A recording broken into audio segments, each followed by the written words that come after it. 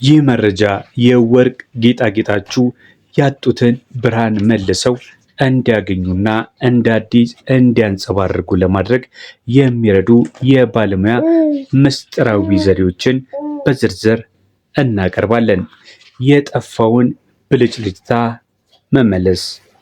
ሰላም ቆይ፣ በአንድ ወቅት ውድ ዋጋ አውጥታችሁ የገዛችሁትና በኩራት የምትለብሱት የወርቅ ጌጣጌጥ ዛሬ ወዛቶና ደብዝዞ ሲታይ ምን ይሰማችኋል? ፒያሳ ወስጄ ላስጠርገው ወይስ አዲስ ልቀይር ብላችሁ አስባችሁ ታውቃላችሁ? ወርቅ የሀብትና የውበት መገለጫ ቢሆንም በጊዜ ሂደት በላብ በክሬም በአቧራ ምክንያት ብርሃኑን ሊያጣ ይችላል። ዛሬ የወርቅ ጌጣጌጦችን እንደ አዲስ እንዲያንጸባርቁ የማድረጊያ ምስጢራዊ ዘዴዎችን እምነግራችሁ ይሆናል። ምንም ተጨማሪ ወጪ ሳታወጡ ቤታችሁ ውስጥ በሚገኙ ቀላል ቁሳቁሶች ጌጦቻችሁን ልክ እንደ አዲስ እንዲያንጸባርቁ የምታደርጉበትን ጥበብ እነግራችኋለሁ። ይህም ቪዲዮ እስከ መጨረሻው ከተከታተላችሁ ጌጣጌጦቻችሁ ዳግመኛ ብርሃናቸውን አያጡም። ታዲያ ቪዲዮን ከመጀመራችሁ በፊት ላይክ ማድረግ እንዳትረሱ። ለዚህ ዩቲዩብ ቻናል አዲስ ከሆናችሁም ቻናሉን ሰብስክራይብ በማድረግ ቤተሰብ ይሁኑ። የመጀመሪያው የቤት ውስጥ አስማት ድብልቅ ጀንትል ባዝ ይሉታል። ወርቅን ለማጽዳት ውድ ኬሚካሎችን መግዛት አያስፈልጋችሁም። እጅግ ውጤታማ መንገድ ቤታችሁ ውስጥ አለ። ምን ታደርጋላችሁ መሰላችሁ? የመጀመሪያው የሙቅ ውሃና የሳሙና ድብልቅን አድርጋችሁ ለብ ባለ ውሃ ውስጥ ጥቂት ፈሳሽ የዕቃ ማጠቢያ ሳሙና በመጨመር ድብልቅ ማዘጋጀት። ከዛም ሳሙናና ሙቅ ውሃውን አንድ ላይ መዘፍዘፍ። ጌጣጌጦቻችሁን በዚህ ድብልቅ ውሃ ውስጥ ከ15 እስከ 20 ደቂቃ ዘፍዘፋችሁ አቆያቸው። ይህ በጌጣጌጡ ውስብስብ ቅርጾች ውስጥ የተከማቸ ቆሻሻ እንዲላላ ያደርጋል።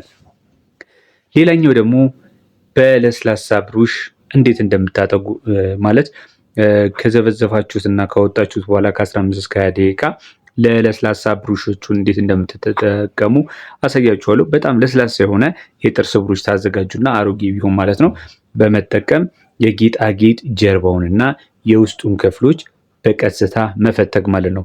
የተከማቸው ቆሻሻ እንዲላላ ካደረጋችሁ በኋላ ወይም ደግሞ ከ15 እስከ 20 ደቂቃ ካቆያችሁት በኋላ ማለት ነው። ከዛ ሻካራ ብሩሽ ወርቁን ሊቧጭሩ ስለሚችል ግን ጥንቃቄ ማድረግ አለባችሁ ማለት ነው።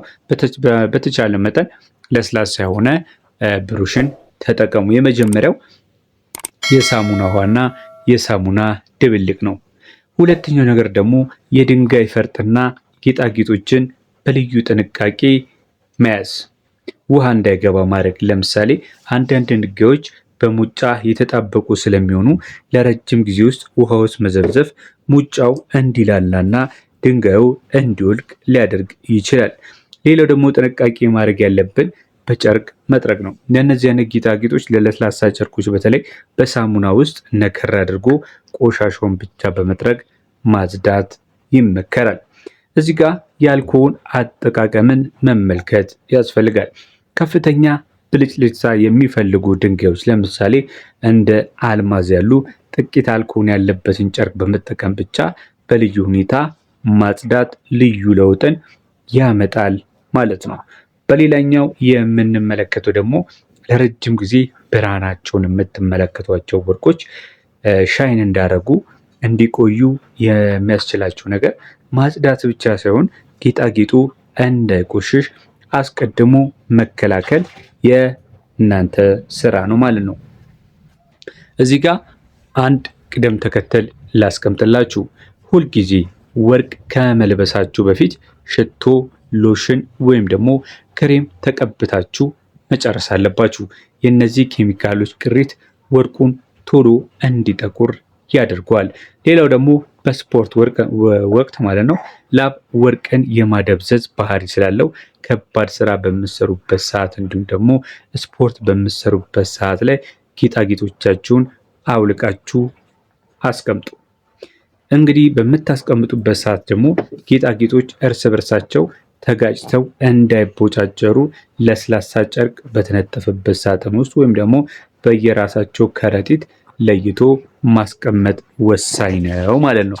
እንግዲህ አጠቃላይ ጠቅለል በምናደርግበት ሰዓት ላይ የወርቅ ጌጣጌጦቻችሁ የእናንተ የሀብትና የውበት መለኪያ ናቸው። ስለዚህ በየጊዜው ቀለል ያሉ ዘዴዎችን በመጠቀም እንደዚህ ብርሃናቸው ጎልቶ እንዲታይ እንዲሁም ደግሞ ዘውትር ሻይን እንዲያደርጉ መጠበቅ ትችላላችሁ ማለት ነው።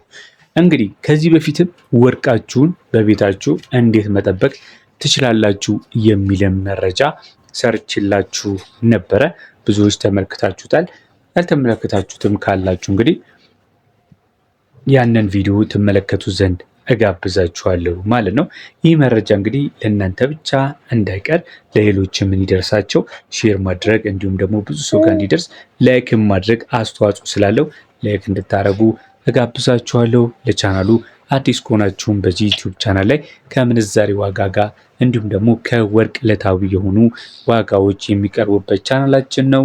ሰብስክራይብ በማድረግ ቤተሰብ እንድትሆኑ በማክበር እንጠይቃለን።